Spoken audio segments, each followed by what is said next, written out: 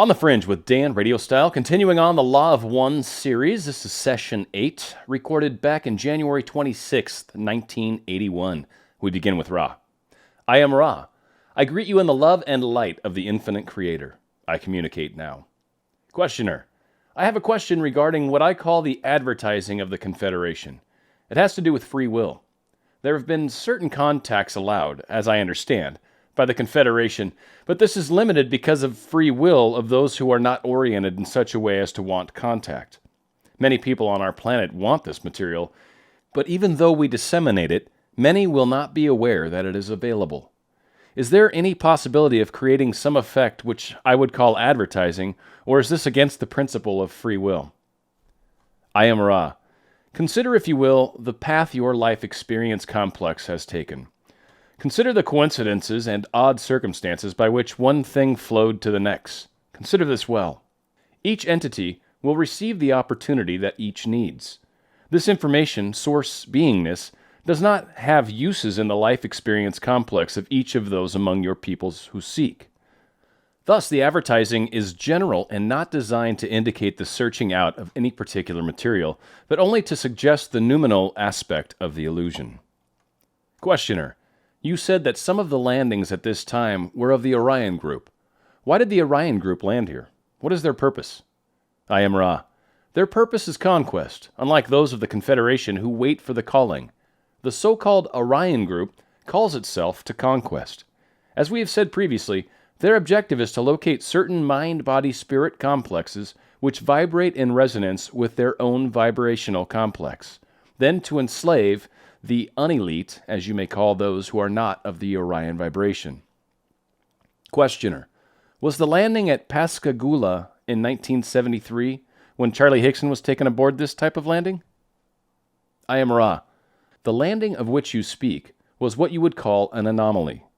It was neither the Orion influence nor our people's in thought form, but rather a planetary entity of your own vibration which came through quarantine in all innocence in a random landing. Questioner. What did they do to Charlie Hickson when they took him on board?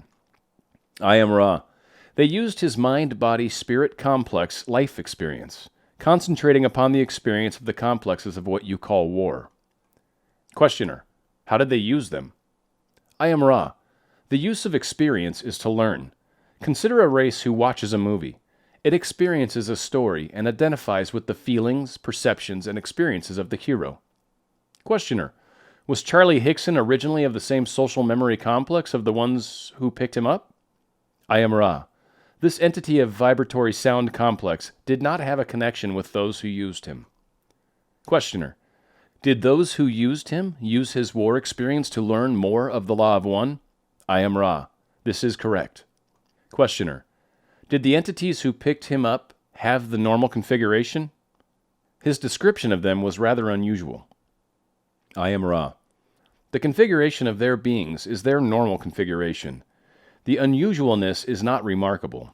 We ourselves, when we chose a mission among your people, needed to study your people, for had we arrived in no other form other than our own, we would have been perceived as light. Questioner. What density were the entities who picked up Charlie Hickson from? I am Ra. The entities in whom you show such interest are third density beings of a fairly advanced order. We should express the understanding to you that these entities would not have used the mind-body-spirit complex, Charlie, except for the resolve of this entity before incarnation to be one of service. Questioner. What was the home or origin of the entities who picked up Charlie? I am Ra. These entities are of the Sirius galaxy. Questioner. Would it be possible for any of us to have contact with the Confederation in a more direct way? I am Ra. In observing the distortions of those who underwent this experiential sequence, we decided to gradually back off, shall we say, from direct contact in thought form. The least distortions seem to be available in this mind-to-mind communication. Therefore, the request to be taken aboard is not one we care to comply with.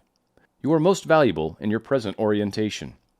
May we ask at this time if you have a needed short query before we end this session? Questioner. Is there anything that we can do to make the instrument more comfortable? I am Ra. The instrument is well balanced. It is possible to make small corrections in the configurations of the spine of the instrument that be straighter. Continue also to monitor the placement and orientations of the symbols used. This particular session, the sensor is slightly off and therefore the instrument will experience a slight discomfort. Questioner, is the sensor off in respect to angle or in respect to lateral displacement? I am Ra. There is an approximate 3 degrees displacement from proper perpendicularity. I am Ra. I leave you in the love and light of the one infinite Creator. Go forth, therefore, rejoicing in the power and the peace of the one Creator. Adonai. So you can see as these sessions start to really build, and for those of you that are into kind of some of this deeper stuff too, certainly UFOs, higher dimensions, other civilizations, like it just gets more and more fascinating, and I feel like it continues down that path. Now, I was not particularly familiar with Charlie Hansen or Hickson, either or. I think it's Hickson, actually. Not all that familiar with this particular story, but there were a number of stories that I had followed when I was younger, and so this is just another example of somebody that was out of Pascagoula, Mississippi, and apparently in 1973 he was abducted in a UFO, so that was what they were talking about within that particular Law of One session. Again, just to kind of reiterate, the 3 people that were working on this project, this LL research project, they were definitely interested in UFOs and contacting UFOs, and that was actually research that they had begun, I want to say it was like 20 years prior to this recording where they were doing these channeling sessions. So they were very, very heavily into the UFO and ufology and studying all that stuff. So obviously as that expressed itself, this became kind of an outpouring of that and became an amazing grouping of work and information, to say the least. I mean, there's, like I said, multidimensional. You get into all these different civilizations. You get into why the technologies are the way they are. I mean, just so many of the questions that I wanted to ask, at least, were answered by the Law of One series. So I hope you guys are enjoying it like I have. We're going to continue doing more sessions for you. Check out session 9 if you haven't already. It's another good one. Again, it just kind of gets better and better and better in my opinion. But thank you so much for joining me. If you haven't subscribed already, please do so. And if you're into manifesting and law of attraction and all that good stuff, I'd recommend checking out my Dan RadioStyle channel as well. I do a lot of different videos along those types of subjects, if you will. So thank you so much for joining me. This is On the Fringe with Dan RadioStyle.